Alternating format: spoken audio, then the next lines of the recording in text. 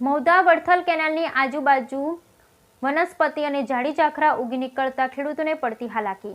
મહુધા વડથલ ગામ પાસે પસાર થતી મહી કેનાલની આજુબાજુમાં કુદરતી વનસ્પતિઓ ઉગી નીકળતા ખેડૂતોને પારાવાર મુશ્કેલીનો સામનો કરવો પડી રહ્યો છે। તેમજ કેનાલ ઉપર રસ્તા ન હોવાથી ખેડૂતોને રાત્રે અવરજવર કરવામાં ભારે મુશ્કેલી પડી રહી છે। અરજદાર તોફિક હુસેન મલિકનું કહેવું છે કે સરકાર દ્વારા કેનાલના રિનોવેશન માટે લાખો રૂપિયાની ગ્રાન્ટ ફાળવવા છતાં ખેડૂતોને સારી સુવિધા ન મળતા દર વર્ષે ખેડૂતોની આવકમાં ઘટાડો જોવા મળ્યો છે। જ્યારે પાકને મહુધા ખાતે લઈ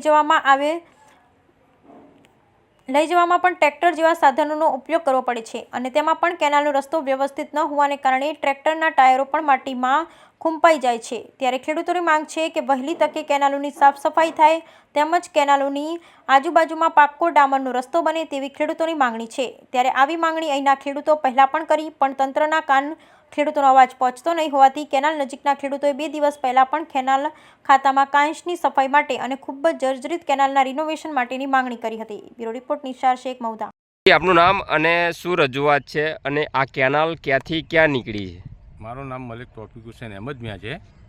આ કેનાલ વડથલ કઠલાલ તરફથી આવે છે અને આ કેનાલની ઉપર અંદર પ્લાસ્ટર છે નથી અને પાણીના હેતથી જમીનોને નુકસાન થાય છે ખેડૂતને, છતાં કે અંદર પ્લાસ્ટર જ કરેલું નથી।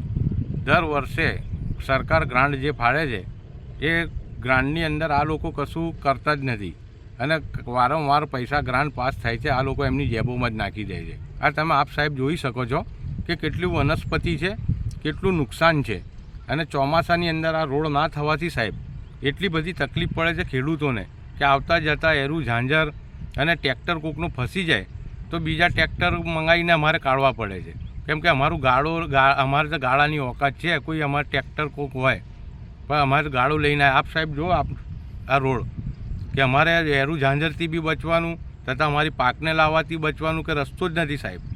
અને આ વનસ્પતિ તમે જુઓ સાહેબ કે કેટલી બધી વનસ્પતિ છે, કોઈ ધ્યાન જ નહીં આપતું સાહેબ। તમારી માગણી શું છે? અમારી માગણી એટલી છે કે અંદર પ્લાસ્ટર કરો તથા રોડનું કંઈ અમારું એ કરી આલો તો ખેડૂતોને રાહત મળે સાહેબ। આપ સાહેબથી અને આગળ અમે મૂકી જ બી રજૂઆત કરી।